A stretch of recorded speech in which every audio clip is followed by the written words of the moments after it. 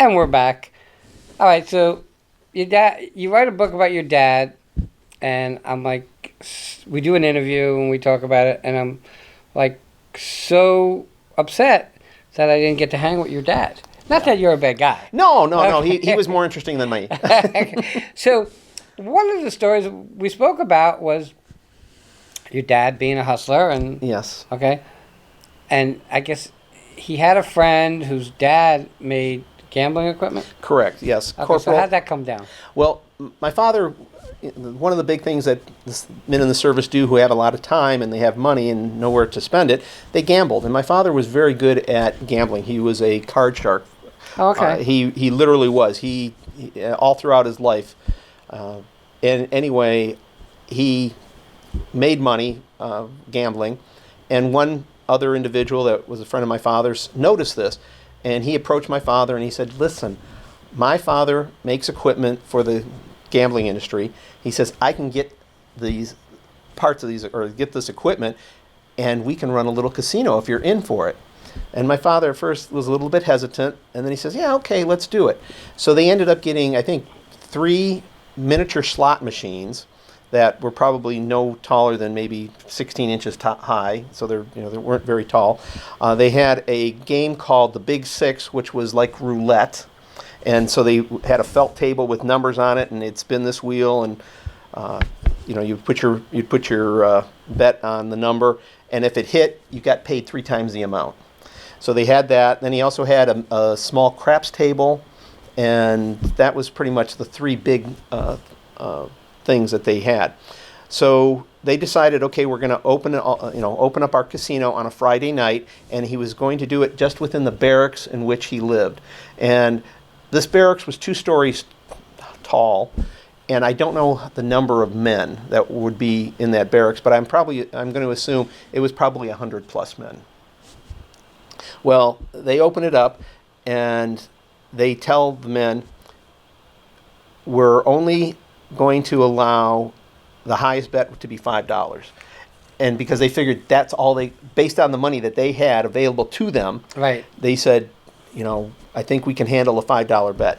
So that's what they started to do, and they started to play.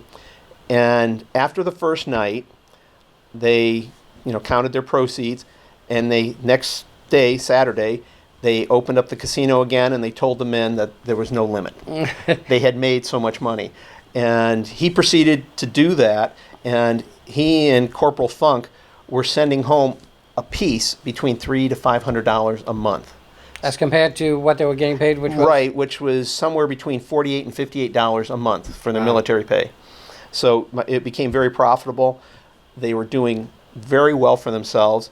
And one day, a officer who was part of the command was complaining about losing his paycheck, and the person who got wind of it was a gentleman by the name of Captain Fisher. And my father knew Captain Fisher; they were on good speaking terms. And he asked this officer, "What do you mean you lost your money gambling?" And he tells him, he goes, "Well, it happened here at this barracks, and Corporal Ferlippa and Corporal Funk run this." So he calls my father and Corporal Funk in, and he tells them directly, I'm going to have you court-martialed, you're going to get dishonorable discharge, and I'm going to send you to Leavenworth. And my father and Funk just thought, oh my God, our lives are ruined because of this. And then Captain Fisher looked at my father and said, I'll waive all that on one condition.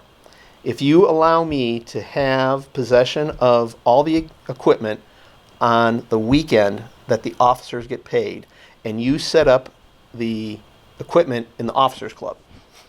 And he says, and so my father says, yeah, we could do that. And then Captain Fisher asked for one additional thing, and that was that the slot machines kick back no money. And my father said he couldn't do that, that the best he could do was 5%. That was, so from 1942 through from early 1944, that was the arrangement between Captain Fisher and my father. And so the 3 men, my dad, Corporal Funk, and Captain Fisher, made a lot of money. And one of the things that did happen because of that, one soldier got in over his head and My father wasn't in the process of extending credit, but this one guy said, "Hey, listen, what will you give me? I have a Harley Davidson motorcycle." And my father looked at it and he says, "Well, I can't just, you're going to have to give me some kind of collateral." He goes, "Well, I'll give you the title." So he signed over the title to my father, and he asked him, "Please, whatever you do, don't sell it. I will get the money to you." So my father agreed, and he gave him $125 an extra credit. And he says he blew through that. He was out.